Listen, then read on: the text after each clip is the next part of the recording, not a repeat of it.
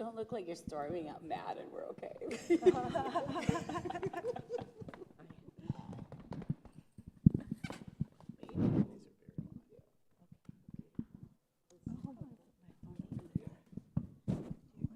look straight out of the 90s. Who said that? But in a good way. It was a student. Oh. It was a compliment, I think.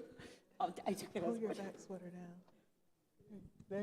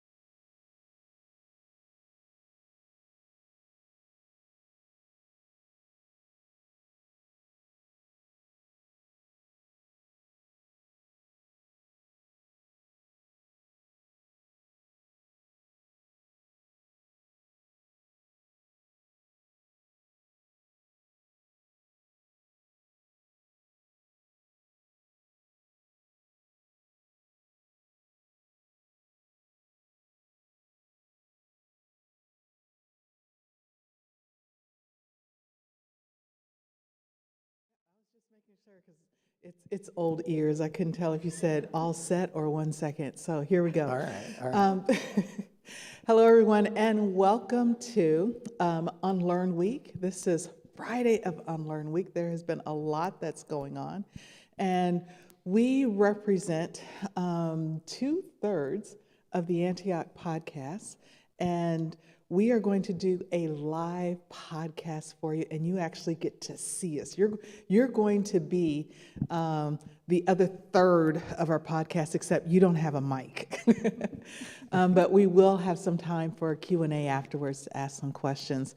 So if you don't mind, we're going to just get started in the way that we usually do, and you just get to watch this special edition of the Antioch Podcast. All right? All right, here we go. Well, welcome back to the Antioch Podcast, where we have conversations about biblical anti-racism. Today is going to be a little extra special because we are actually going to be recording live today and in person, and we actually have an audience today. Yes. This will be really good. So we're super excited about this, and so we are grateful to Calvin University and particularly the Center for Intercultural Student Development, because they have been hosting a series called Unlearn Week. And Unlearn Week is all about finding out information and tools and increasing our awareness and knowledge and skills to unlearn biases, stereotypes, and racism. So we are a part of that conversation. We're grateful for the invitation, and we're grateful for this week of learning that this is the 22nd year of doing that kind of work here at Calvin University. So we are super grateful for that. And we might talk about it a little bit later, but we're going to get started. Now, as you know, the way that we usually introduce ourselves is that we say who we are, our racial ethnic identities, so our listeners will know who is sitting around the table. And then we have the question of the day. I'm so excited for the question of the day. Because I suggested it. So I'm going to get us started. So hello, my name is Michelle, and I identify as an African American woman. And the question of the day is, what is your favorite pumpkin flavored thing? Because it's October. And I struggled with this one. After I proposed the question and then you said, oh yeah, that would be really good. I struggled with it because I realized that most of the things that are pumpkin are not really pumpkin for me. They're sweet potatoes. So, yeah. Oh, so you pose a question. I posed the question, and then I'm struggling with it. But I think on the way over, I think I finally came up with something that was really pumpkin, and that was pumpkins stuffed raviolis. That sounds good. Yeah, That does sound good. savory. Pumpkin never heard kind of of it. sage thing. Yeah, that's because you don't buy vegan stuff. But I'm going to look now. Yeah, now look for it. So that's what I'm going to say, and I'm going to stick to it. So, Eric, how about you? Hi, my name's Eric. I identify as a white man, and when I saw the question come up yesterday, I'm not going to lie, I went on the internet. And I'll throw out two things, then I'll tell you what my real answer is. So there are some very strange things that are pumpkin spiced. And did you know that there is pumpkin spiced deodorant for men? No, you could have kept that to yourself. Yeah, I know. I just kind of, when I was looking, I was like, I'm okay. when I was trying to think, what is my favorite pumpkin spice thing? I was like, nah, that shouldn't be a thing. And there's also pumpkin. You might smell yummy though. I'm just saying. But why would you want to? No, but okay, no. You have a point here because actually not so much the pumpkin, but scents and smells like spices like cinnamon and nutmeg. It's actually like an aphrodisiac. Yep. Just saying. Yeah, we're gonna just move right past that. That's exactly. He's married. He's married. I am. He's married. He can do that. Okay. They also have pumpkin spice ramen noodles, which I was a little surprised by. But my favorite, I'm gonna go with stereotypes. So, pumpkin spice lattes. And I am the white guy, so I can say that. So, and that is it. Okay, so. You can do that. All right. All right, so I'm Susie Dixon. I am Puerto Rican and Italian, and I'm a woman. My favorite pumpkin tasting thing, and now that you've said spice things, I thought it was a pumpkin cake with the the cream cheese, frosting on it, and the cake has to be nice and smooth. So yeah, that's what I like. Ooh, yeah. Okay. And now I got to go find it cake. somewhere. Yeah. All right, my name is Jane Bruin, and I am a Pakistani Punjabi American woman. And I feel like I shouldn't have gone last because I have an unpopular opinion about pumpkin spice. I think in my mind there's a difference between pumpkin spice, which is nutmeg and cinnamon, and actual pumpkin, because there's no pumpkin in like a pumpkin latte. I don't taste any actual pumpkin. And like there's a whole thing that I'm not gonna go into. So my only thing that I like that's pumpkin flavored is pumpkin. And it's pumpkin stew, like savory pumpkin and beef stew. Well, except No, for the beef. we could do it with tofu, and we could do it with just pumpkin too. Just pumpkin. Yeah. That works. So I you're bet saying cashews your would be good favorite there. pumpkin flavored thing is pumpkin. And it's the only pumpkin flavored thing that there is. That's good. Okay, you caught us on a technicality. That's okay. This was a good question, though, because I didn't know all this stuff here. So. That's it. Well, now that we have had our icebreaker question, we're going to get to the topic that is at hand. And so, Eric, I am blanking. We are in episode number 200 something. 200. I want to say it's like 212. So we have been recording weekly. Well, if you don't count the first kind of start, but definitely since the pandemic, we have been recording weekly, and we are in episodes that are in the 200s now, which is pretty good. And we have a pretty good listenership, especially for a podcast that is on a conversations about biblical anti-racism. In fact, we've been rated as one of the top 50 podcasts that is on this conversation of race and racism. So that is exciting. So what we're going to talk about today is, what is it like to be friends? Because we often say on this podcast that we are a group of friends who get together every Friday afternoon to have a conversation, we press record, and then a podcast happens. But what is it actually like? We've talked about it from time to time, but what is it like to be friends, good friends, to actually have conversations about racism and anti-racism and our lives as well? Because if you're not a regular listener to the podcast, we have some pretty deep conversations about anti-racism and the experiences of it. So what's it like? Do you want to go first? No, you go first. No, I saw you go like this. So. I will start. I'm nodding emphatically like, yes, that's a great question. I will start. What is it like? I think one of the things that it's like for me as I think about it, it's like family. It's like family on a personal level, because we ask these introductory questions really so we can get to know each other a little bit, and to know each other in a way that's different than just talking about race, because no one wants to be that friend that the only thing you talk about is race. We want to talk about life together, and we share life together. We were just, before we started, sharing baby pictures, right, with one another. So we share life together. But as any functioning family, we're not going to talk about a dysfunctional family, but like any functional family, sometimes every now and then there's some differences of opinion. And there's some things that we have to say, what did you mean by that? Or is this what you mean? And that's okay. If your family is absolutely perfect and you never have any disagreements, and there's never these moments where you're like,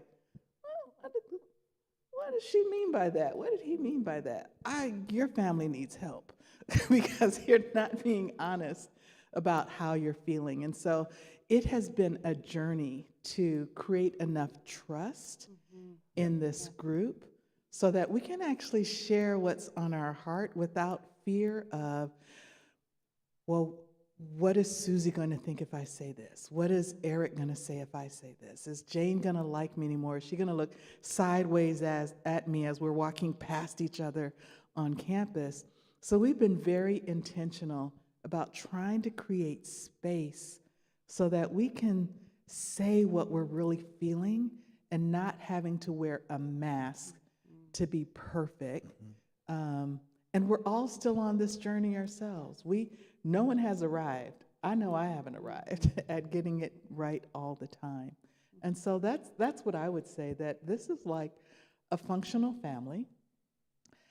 99% of the time, it is roses and root beer. Yes, I had to think of the appropriate drink for the location. It is roses and root beer, and we get along well. Every now and then, something pops up, like every blue moon, something pops up, but it's okay. I think it's a sign of a healthy team. Yeah. Yeah. Yeah. So I think that every time we share vulnerably with each other and we're accepted, it's like a deposit of trust, and it is built between us, right? And I love how you guys call this Unlearn Week, because we are on the journey of unlearning things, right? So every time we get together, there is something that we've learned about ourselves, and something that maybe we're not really proud of, right? And so to be able to come together and say, all right, this is where I'm at, and then to be able to hold each other in that space, that's rare. That's rare, because nobody's trying to fix me, nobody's trying to And we're not calling each other out, right? So I don't want anyone to think like, oh, I need to listen to the podcast because they're calling each other out. We're not calling each other out. We're encouraging each other on in our own self-learning, right? So there is opportunity for us to think about, well, where am I? And I think our approach is, because I know, well, I'll just speak for myself, because I know everyone, and I think, and I'm growing in my learning and understanding of each other, and if I can trust, which I do, that they have the best intentions, they are well-meaning, that they're striving to do the work, I can extend grace for why someone has said something. If I'm receiving it in a particular way that strikes me a little wonky, that means I need to unpack, why am I feeling that way? Yeah, Because we're together. Why am I feeling this way? And if I need help in unpacking, why am I feeling this way? Then we have conversation. That just means the next time we record, we say, hey, can we talk about this? And if it's something bigger than, hey, pre-recording conversation, we try to schedule a time where we can get together.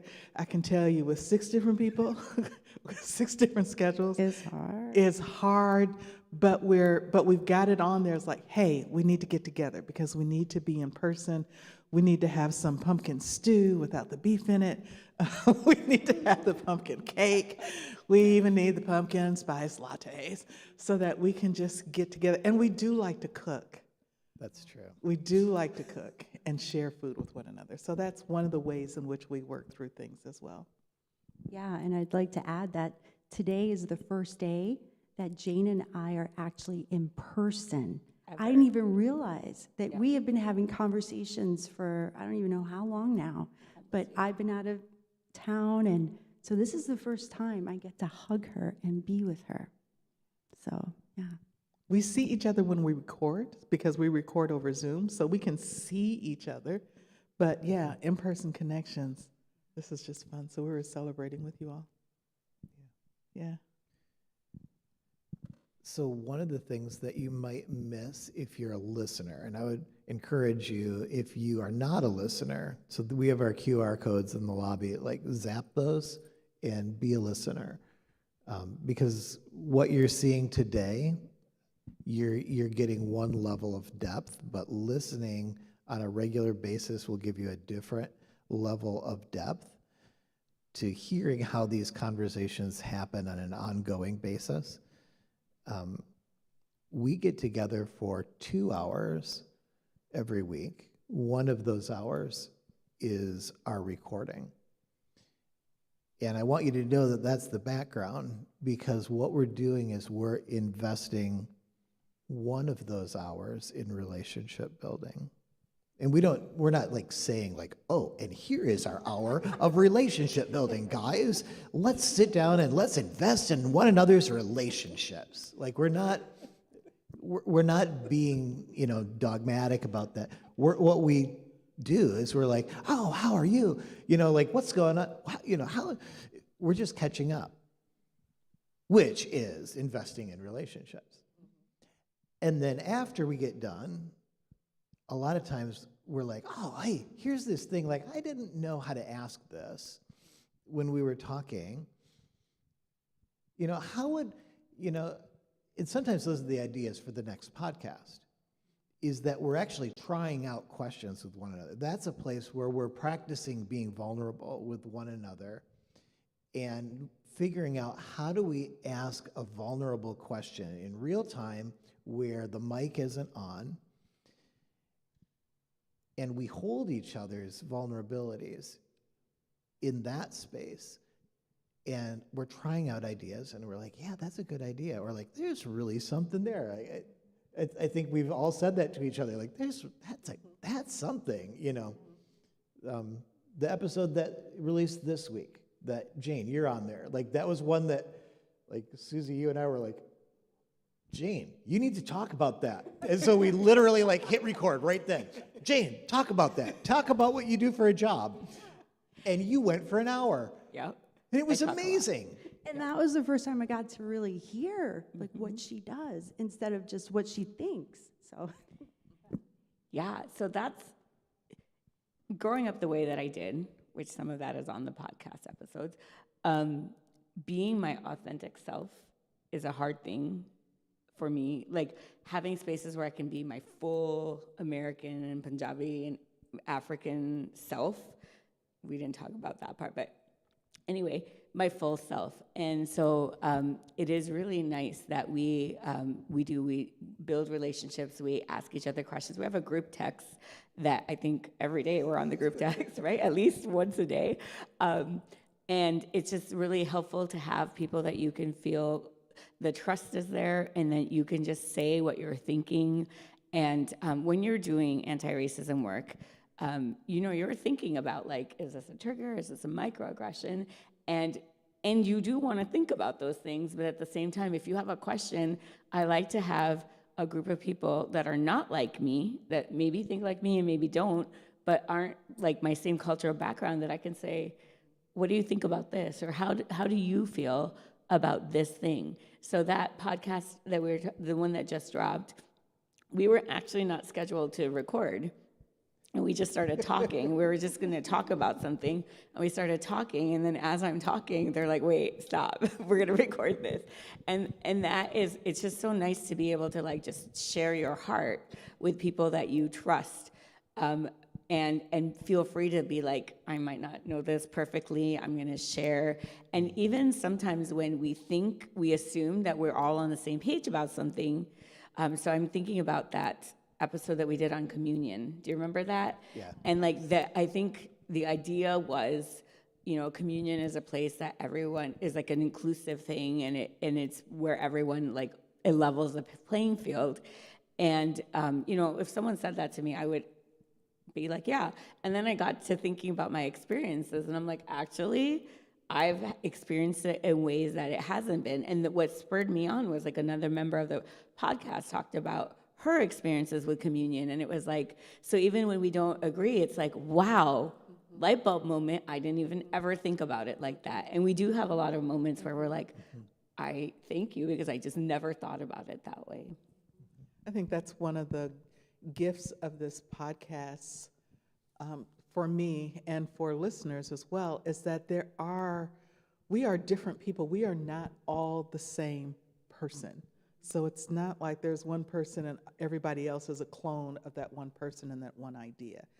I think sometimes it might sound kind of like the same idea because we're all passionate about this work, but we come to it differently. We've all had different life experiences, and yet we have created a safe place for people to share what those experiences are and say, well, I experienced that a little bit differently. And that is such a valuable gift. And it has taken time to build that up.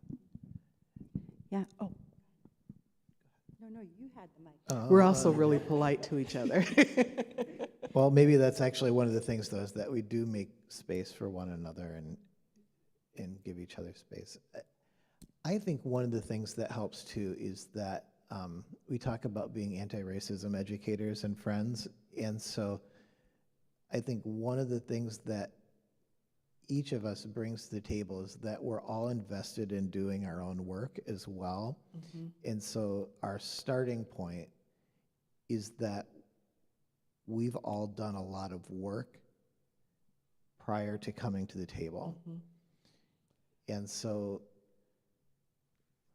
while we are benefiting from hearing one another's stories and those teach us, this isn't, we're not starting at the beginning of the Monopoly board either. Right. And so we've all done a lot of work and continue to invest in doing work on ourselves and aren't relying on the other members of the team to be our teachers in that work. And so sometimes that means, like, for me, as a white guy, I'll speak just for myself, that might mean that I go and I need to do some extra reading, or I'm going to go learn about something. Somebody will say a story. I'm like, oh, wow, that was it. I never thought about it like that. And then the next thought is, I need to learn more about that. Mm-hmm. So I'm going to go learn some more about that. Because there's a lot of things I don't know. Even if I am an anti-racism educator, like, there's a lot of stuff I don't know. Mm-hmm. Yeah. Well, being Puerto Rican, I always learn a little bit more about the island that my ancestors came from whenever there's a hurricane or there's a problem, right? And I'm like, oh my goodness, I didn't realize that about Puerto Rico. And so there's always stuff that we don't know. And sometimes we need a place to process that, right? Because without certain information, sometimes we sound like we know what we're talking about, but we don't really understand the depths of it. So the more we are learning about the topics we're teaching or about the relationships we're in, about each other, the more we need to actually process that together, because like you guys were saying, there are connection points. There are points of, oh, I'm so glad you put that into words. I didn't even know that there were words for that. Susie, I'm so glad you said that, because as anti-racism educators and doing other types of diversity work, as facilitators, we're often pouring into other people and we're helping other people to process, but we often are not able to do our own processing with other people. Or when we're teaching, right? I'm not doing my own processing with other people. That's true. I don't want to scare them on all the things that are going on my head, emotions, because I'm trying to create a safe space for other people. And to be able to process with others in a safe place where we know we're not going to be judged, to be able to be our full, authentic self. So we don't have to be perfect. We don't have to have all the answers. We don't have to get it right. We don't even have to know what we're going to do with it. But to be able to have a place to just, I need to say this. I need to say how this feels. Or to not say. That's the other gift that this team offers to one another, is that sometimes when we get together, we all log on and then someone says, I just can't today. Let's talk about that. Yeah, that's important. Let's talk about the self-care a second, because so if you're listening, you might not know that's happening. That's a regular practice on our team. So there's 6 of us. The way it's been, we have 2 white co-hosts. We have 2 folks that are like middle voices, and 2 African-American co-hosts. And so full team is 6 of us. And you might hear 4 people some weeks, or 3, or 5, Or 2. or 2. Or And 1. A couple times it's been 1. And there's all sorts of reasons for that. But sometimes it's because we get together and during that first few minutes, people say, like, I just needed to hear you guys' voices today, but I got stuff going on. Mm-hmm. And our team, I don't remember how it started, but we just kind of decided that, like, it's more important that you're a member of the team, but you don't have to do, like, performative work on this team. You get to be a person, and you can record when you have energy for that. And this should be life-giving and not something that you do because you feel you have to. And so you record when you want to. And that's been our practice. And so when people aren't there, a lot of times that's because you need to be taking care of yourself or being given permission to invest in yourself. And that we oftentimes, before the recording happens, are blessing that person to do it. So they're hearing from us, seeing us say, that's what you need to do today, and that is okay. And I think a lot of us need that reminder from people that, like, it is okay. It is very okay to take care of yourself. Because that's not a message we get in the world a lot, is that it's okay. And to show up and have someone say, it is okay to take care of yourself today. Well, good. Yeah. Especially as anti-racist educators. Yeah, right? and sometimes people have sat, like a number of us have, like, sat on where we're like, we might show up for the opening question, and then we go on mute. Yes. And we just want to listen. And that's okay. And that's okay. It's like sitting in the back row of church, and you just like, I'm here. I'm here. I just need to. I just need to be here. Today I need to be a listener. And that's all right. You do what you got to do. I'm going to wrap up. Sorry. No, I got sick a month ago and I couldn't talk. But I wanted to be there. So I'm like, okay, here's my answer to my opening question, and I'm just going to sit here and listen. Yeah, she would write something in the chat, and we would read it. That you said something that really clicked in my head, where you said you're a person first. We treat each other like people first. And when you do this work, and if you are a non-majority person that does this work, you get put on every committee and you get asked to be on every team, and it's often about, like, what you can do, like how you are doing something and what you can do. And you're the resource person for a lot of things. And sometimes for me personally, those lines get blurred in my own head about, like, my worth as a child of God and the person that He created me. So I get this, like, pattern of, like, I always need to be doing something, and I need to be doing this because this is what my worth comes in. And so then, like, if I'm in just a relationship with someone or with a group of people, like, I turn on my educator hat and I'm like the resource person for this and the resource person in spaces that not necessarily should I be. And what I love about this group is that we just get to be people. Like, we don't look at each other and be like, you're the resource person and you speak for this group of people. Like, we are in the work together. And if there's a moment where we're just exhausted, or we are like, hey, I have the opportunity to, like, spend the day with my friends in the pool, I don't get any judgment from people to be like, you should be doing this work because people are dying or whatever it is. It's like, be blessed to go do that. You need to take care of yourself. And that's just such freedom. And it feels like real friendship that way. As you were talking, I was thinking, I really love to listen to each one of you, right? I want to hear what you're thinking, what you're processing. So it's not just us sharing, it's us receiving each other and holding each other. And I love that. What would you say, as we have we talk together a lot.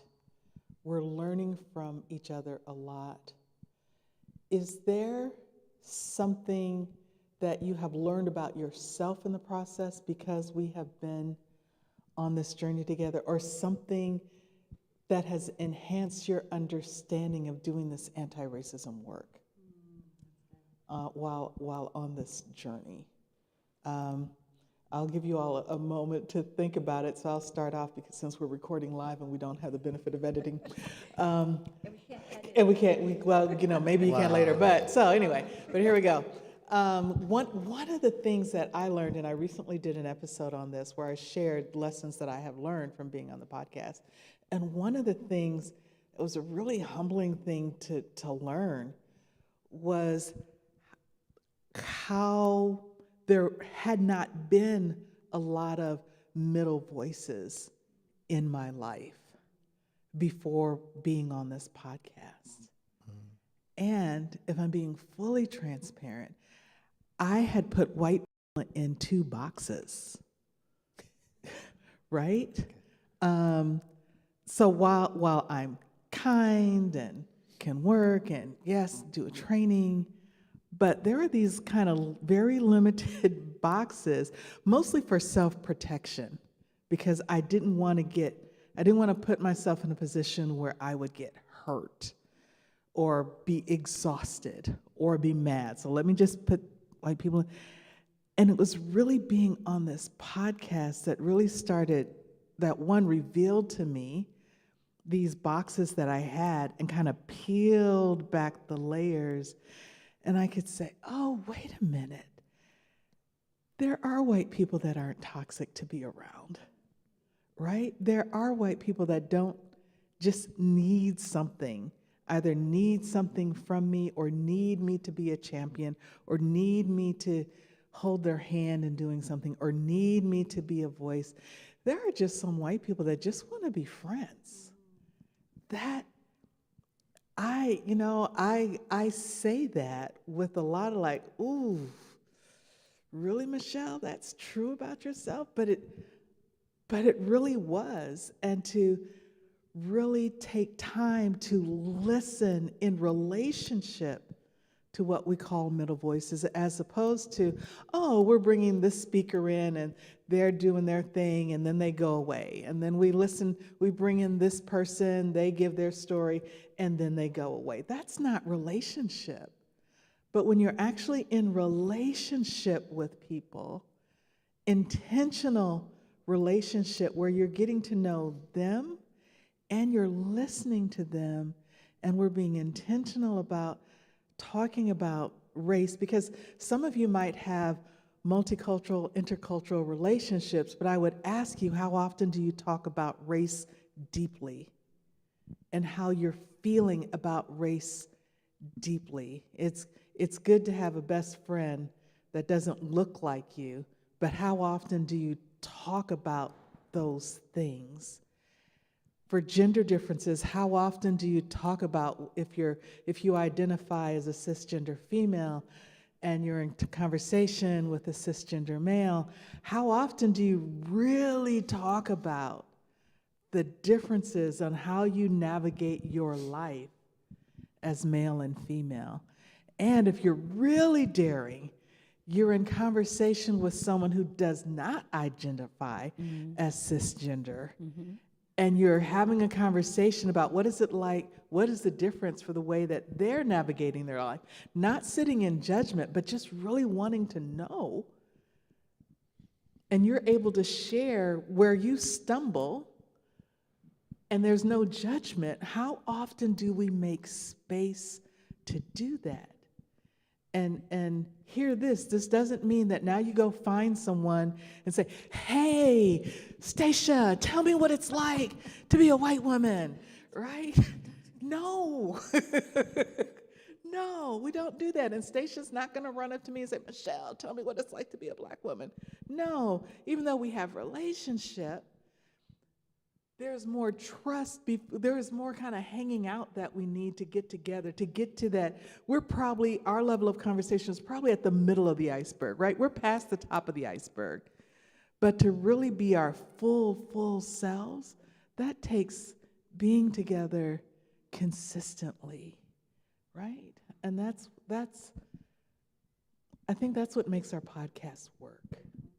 I really do. I'm so glad you said that, because it was in conversation first with Eric, because it was because of Eric I came on, that I learned that because I wasn't white and I wasn't black, and that I was a middle voice, and I had something worthy to say, and people might want to listen to it, right? And so it was actually on the podcast where I started feeling more comfortable with my voice and examining what my relationships have been with both black people, white people, and then everyone else, right? So then the podcast time became that place for us to think together and not be judged and say, now that rings a bell. I remember this thing that happened and I never thought about it through this lens before. So it helps us to bring some stuff out so that then there's more space for the new things that are coming up. Jane or Eric, what learnings, one or two learnings that you've had since being on the podcast? Yeah, I think I always know this, but it just is in such a deeper way, is that there's just multiple layers to every issue, right? And it's just nice to be in a space where people can easily peel back those layers. And so there's not always one nuance. There's multiple layers of nuance to everything. And it's really important to give people space to work through those nuances. Not everything is so cut and dry. That's one thing. And the other thing is that it's really important to take care of yourself if you want to have any type of longevity. And I'm sitting next to a person who has worked at Calvin for 39 and a half years, and has been here for longer than that, because you attended here too, and has done the work. And it's not always easy work. But so I am just... So sorry, I don't mean to single you out here. But I was about to single you out, so we're good. But, I was really excited when Eric asked me to be part of the podcast, is because I had been admiring Michelle from afar. And I'm always how does she do this? We work together, but I'm always how does she do this for so long? And now I'm getting to learn that firsthand. And a lot of it is about self-care and boundaries and filling yourself up. And that's been just... I don't think you realize how much, but it's been a huge blessing. Thank you. See, I've had to learn beautiful. it the hard way. This is real time. See me crying. And I've had to learn that the hard way, and it's how I was going to put you on blast. Is that one of the things that I have appreciated, right? Again, as I said, it's Jane and I worked together at the university. As soon as she got here, I knew who she was, and we've been on committees together, we've done programs together, but I really didn't know her. And it was actually in really spending time that I really got to hear her voice, not the Calvin voice, right? Because there's a role that we do, and so there is a perspective, there is a presentation that we're going to do. There's a lot of the way we are presenting is a Calvin narrative. And there are some connections with the Calvin narrative and the way that we see the world, but there's also a part of us that is not a Calvin narrative. And we choose not to put that in front, because there is this bigger arc of work that we're trying to do. At least for me, I understand that my narrative that is not 100% aligned with Calvin would get in the way of Calvin doing its work, right? Because Calvin is on a track. More days than not, it feels like it's the right track. It's a long journey. It's a long game. I get that. So I don't want to do anything that's going to derail it. Because I, especially sitting in the position that I am in, I've got a 30,000-foot view of what's going on.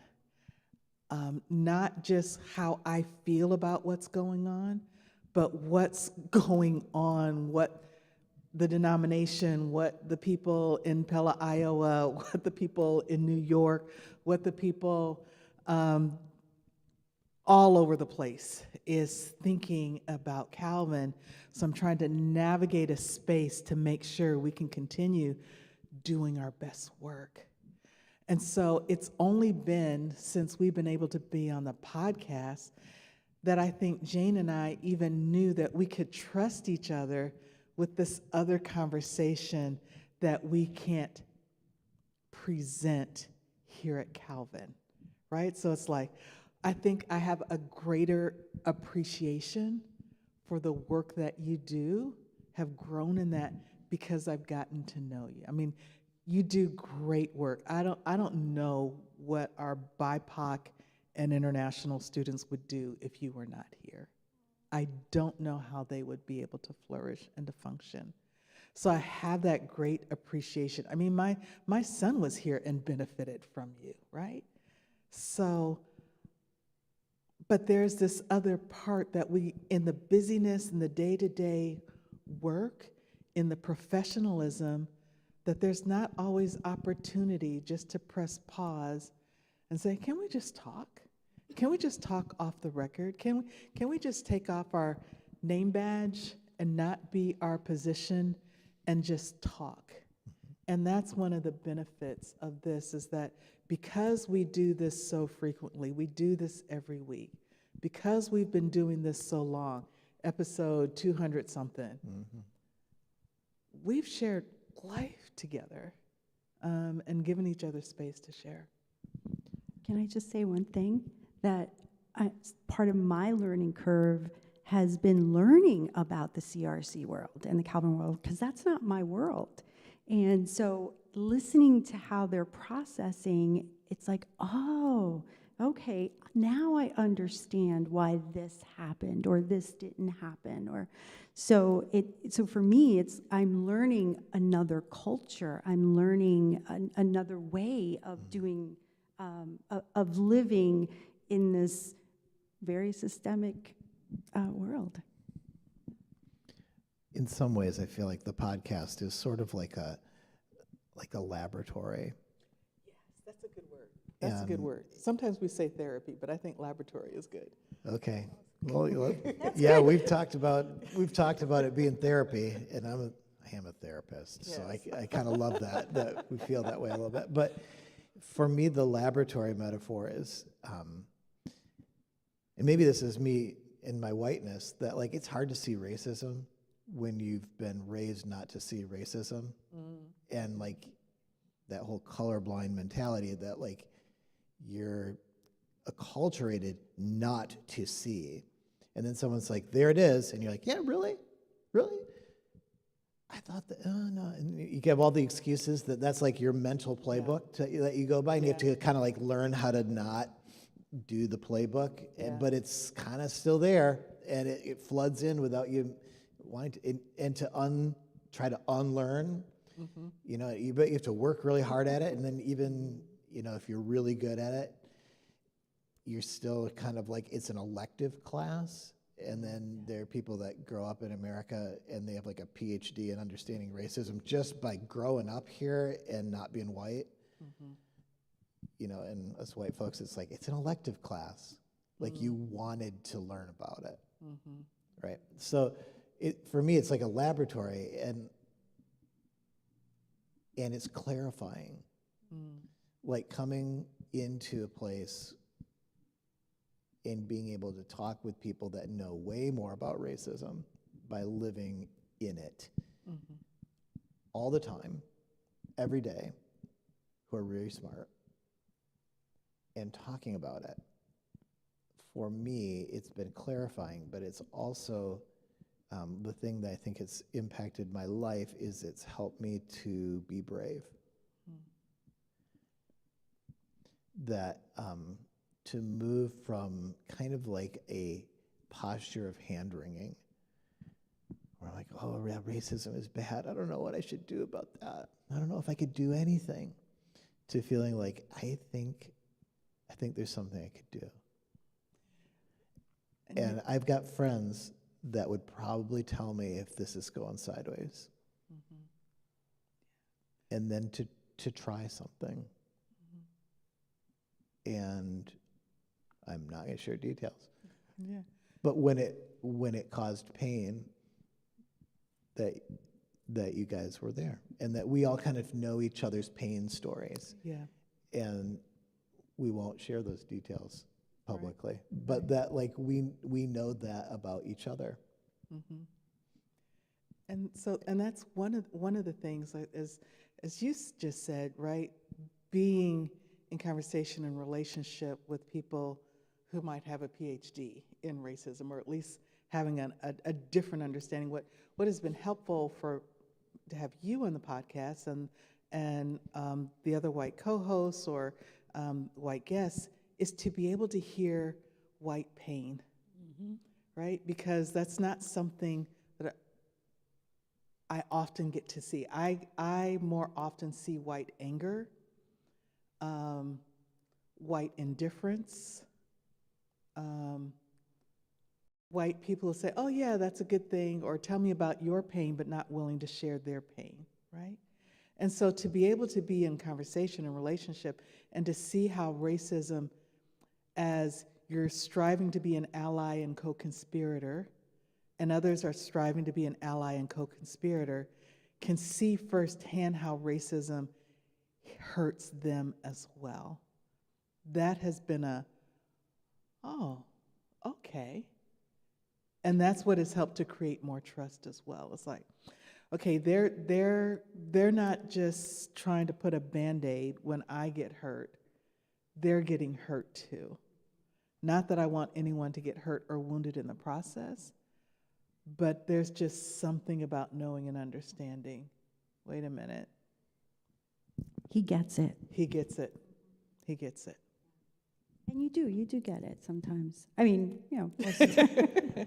Sometimes. Sometimes. I don't think I get it all the time. Like, that's the other thing, is that, like, I think when you're white, you get your moment once in a while where it's like, I see it, oh, and then the moment passed.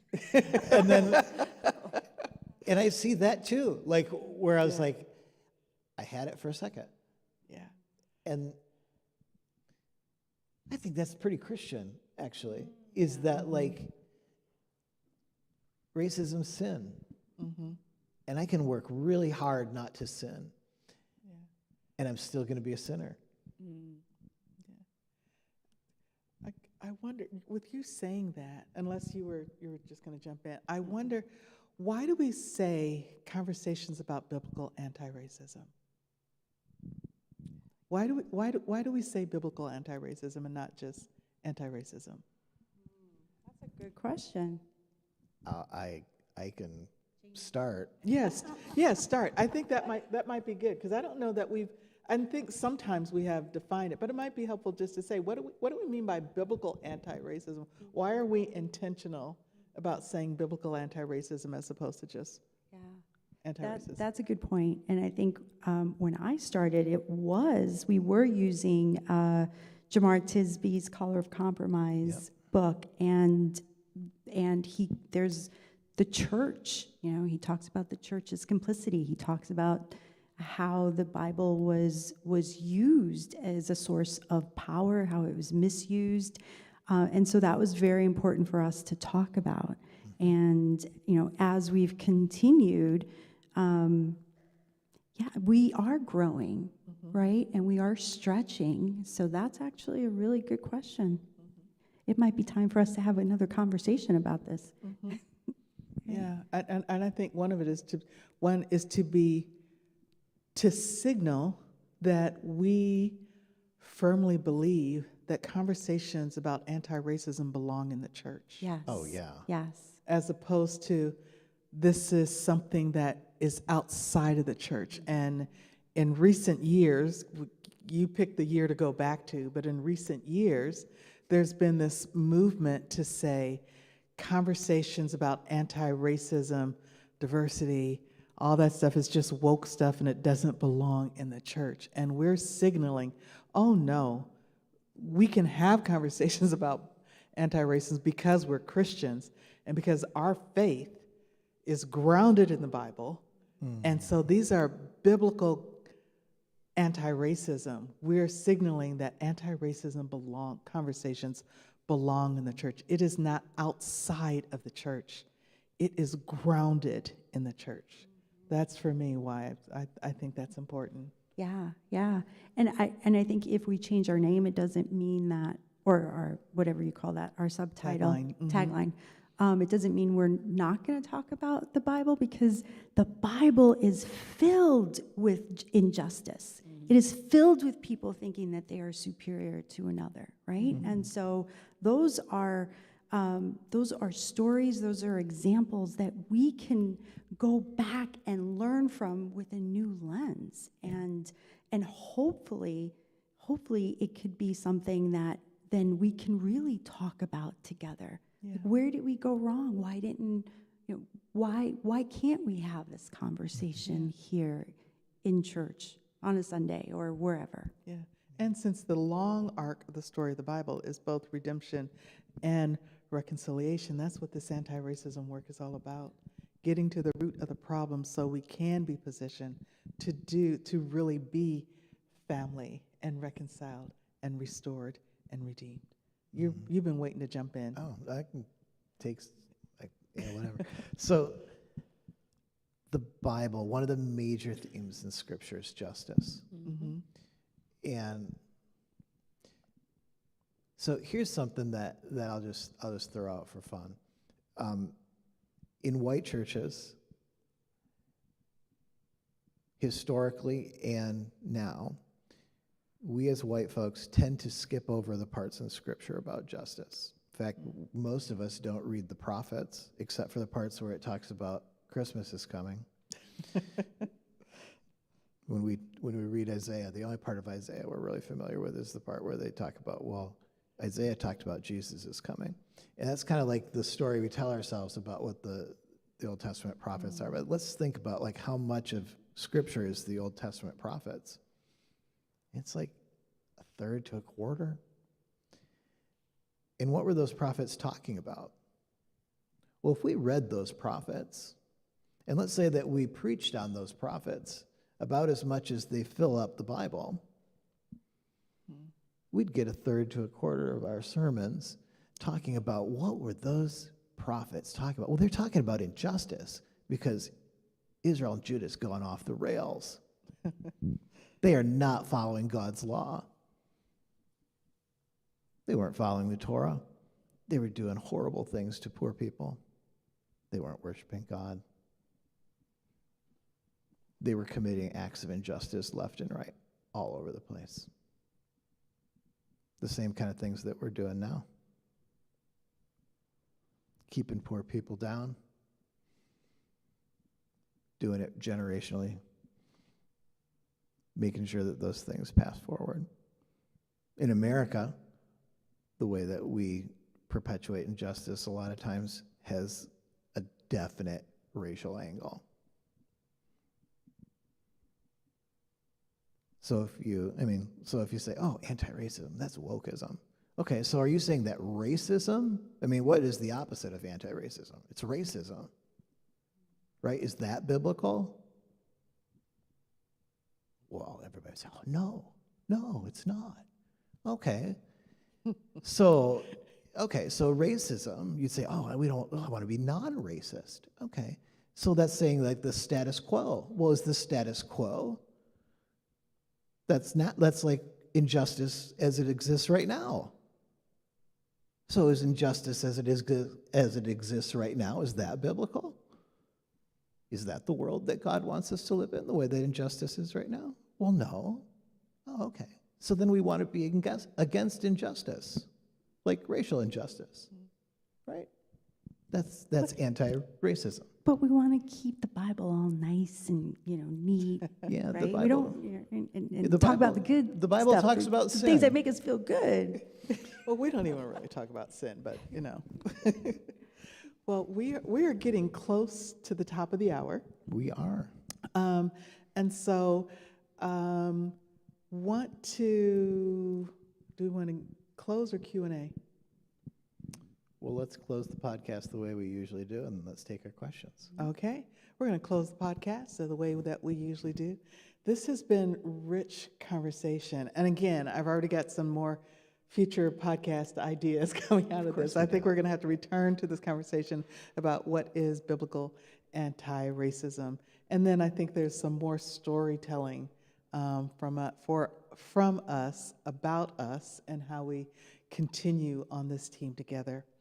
And if you have been listening and something has struck a chord, we pray that you would sit with that for a while.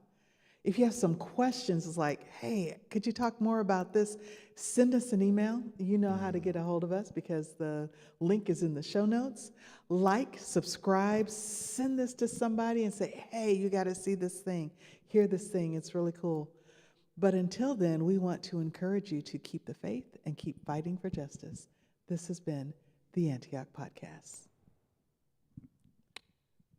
And now, if you have questions, there is something that you wanted to ask or follow up on, then more than happy to entertain those questions at this time. Or comments, or... Yeah. It's a good question. Somebody asked me that yesterday. Okay. So, We're all Antioch. looking at him because... None of us know that. Yeah. So, For our time. okay, so Antioch was the first multi-ethnic church in Scripture. It was, well, actually, it was where the Silk Road ended up. It was this multi-ethnic church that ended up rescuing the church in Jerusalem during a famine. And it was this crazy place where, because it was a trading city, there were all kinds of Gentiles that were there from all over the Roman world. And they started learning about Jesus, but they didn't do it like the Jews. And the church in Jerusalem hears about this group of Christians who are worshiping Jesus and not doing it in a Jewish way. And they're like, we got to check this out. Is this like legitimate? And they try to figure out, well, who could legitimize this church? Who can say if this is a valid church? And they happen to have this guy. His name's Barnabas. Barnabas he's a black man from Crete who also was a convert to Judaism. So he's this bicultural guy. He's like, I'll go. He also was super friendly.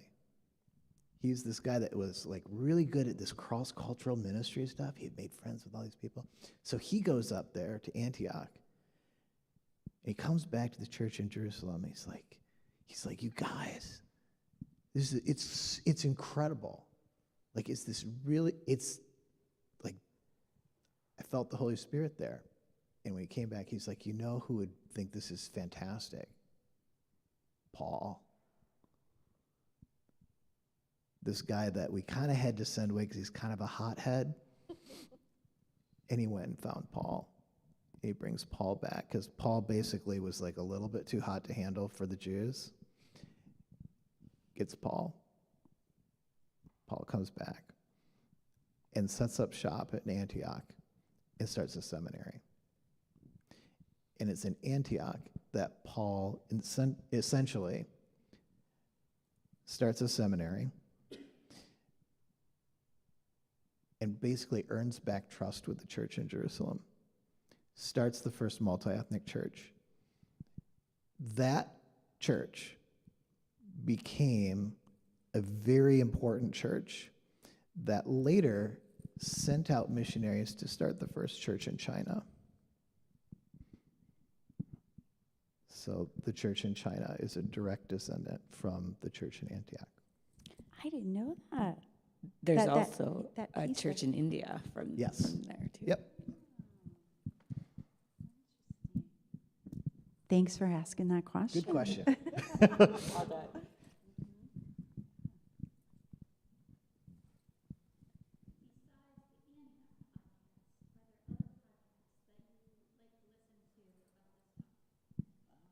Yeah. That's a great question.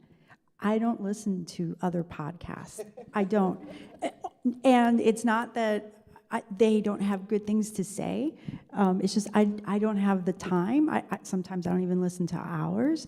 But they'll send me a podcast of something and say, oh, this one will be a really good one for you to listen to. So yeah, you guys need to answer that because. So there's a couple I really like. My predecessor, Christina Edmondson, has one called Truth's Table, which is really good. Jamar Tisby has one called Pass the Mic that is really good. Those are the two that I listen to. That's what I was going to say. That's okay. No, that's fine. I got a couple more. Lisa Sharon Harper Oh, yeah, that's good. has one called Freedom Road and another one called The Four, which is for African American faith leaders that get together to talk about life and faith.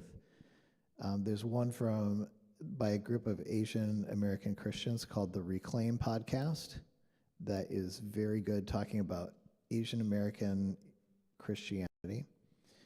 And there's one actually from Calvin called Diversity and Inclusion for All that is really good, that I like listening to. Oh, I just thought of one. It's called Faith Improvised. I haven't listened to all of them, but it's Tim Gombis. He was an instructor over at Grand Rapids Theological Seminary. And so he's a white man and Greek New Testament guy. And so actually he's the person who really opened me up to the diversity in the Bible. So he's awesome to listen to because he'll break down scripture and then he'll talk about baseball for a little bit and then he goes to something else. So anyway, I like him.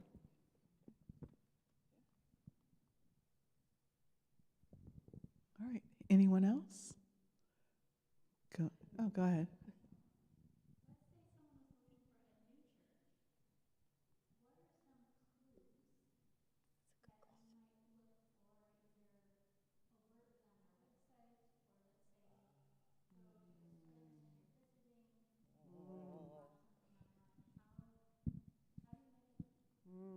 That's a good question. So, Oh, wow. Oh, my goodness. You're talking about live wire there. yeah. That needs to be an episode. Yeah, well, you know, we have talked from time to time. Something that's on our future podcast board is like, okay, if we were going to create a church, we're not going to create a church, but if we were going to create a church, how would we do it so that we would avoid some of the pitfalls and the things that we have seen in other churches, right?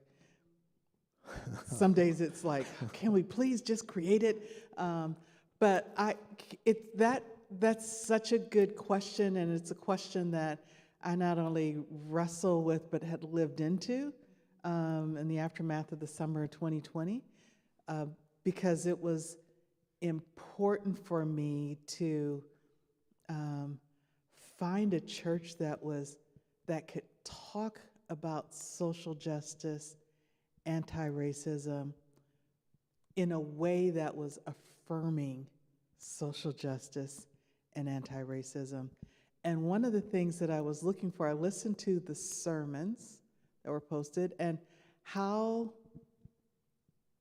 when were those topics brought up?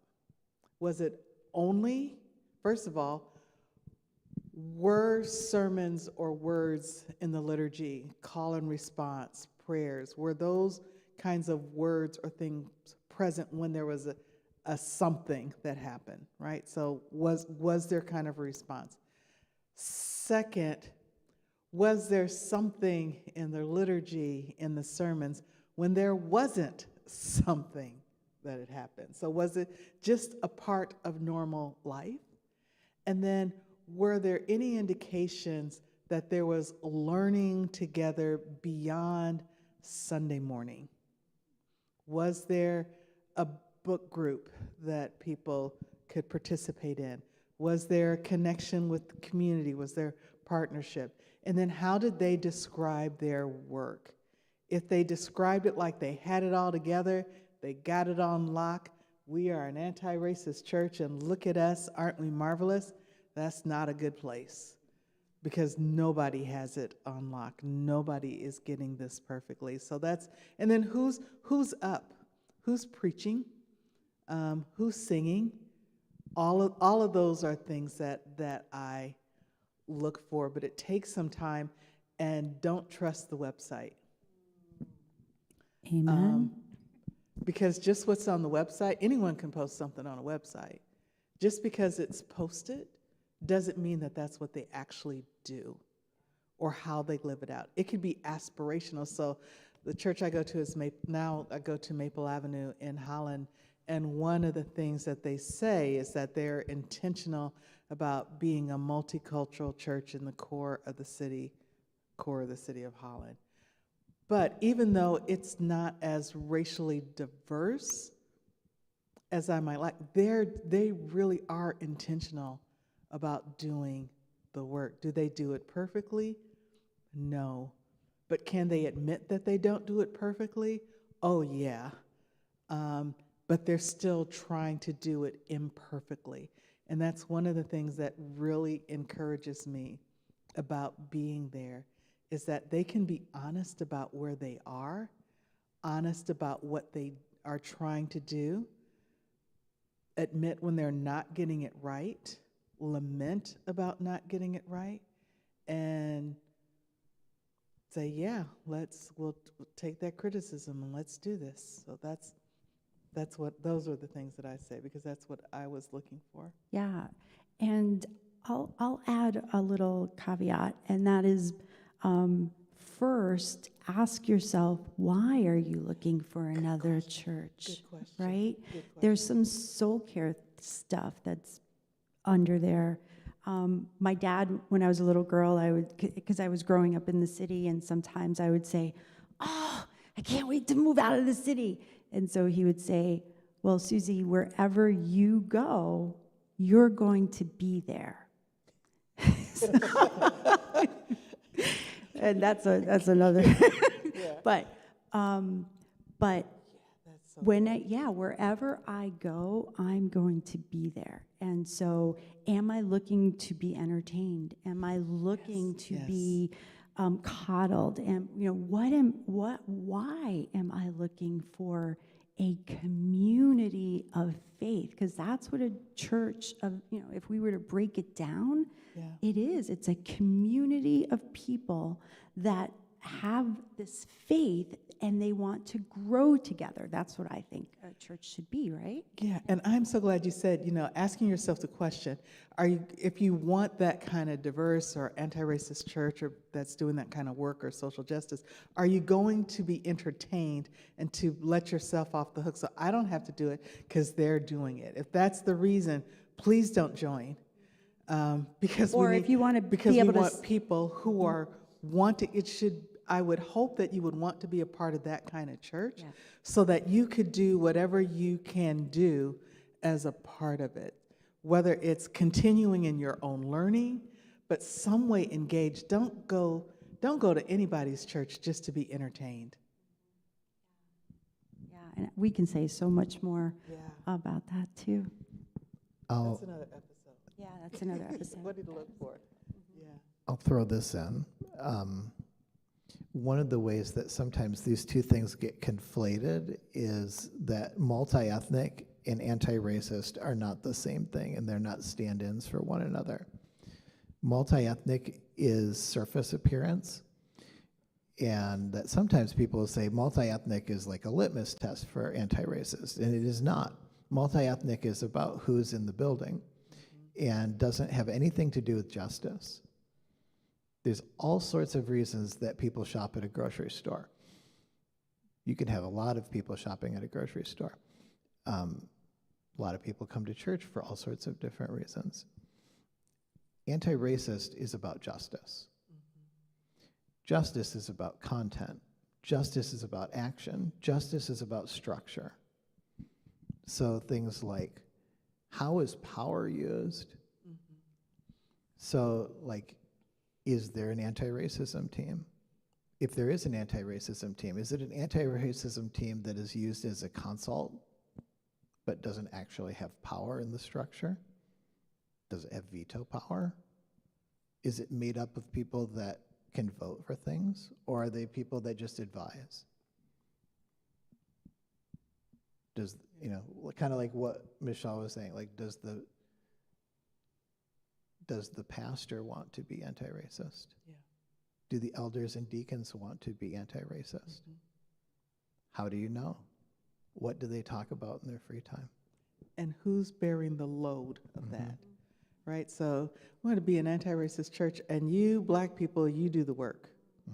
It's really got to be borne by a diverse team who is carrying the weight. So, Yeah, and we're going to take a picture with you Yeah. to show that we're doing the work. so I'm going to be like really pointed a second. Watch what the white people do in the anti-racist church. Yes. If the white people, if you can tell that the white people are anti-racist, there's something going on. And not just use the word, but you can tell By the actions. no matter where they are, and what they're doing. Yeah. Yeah.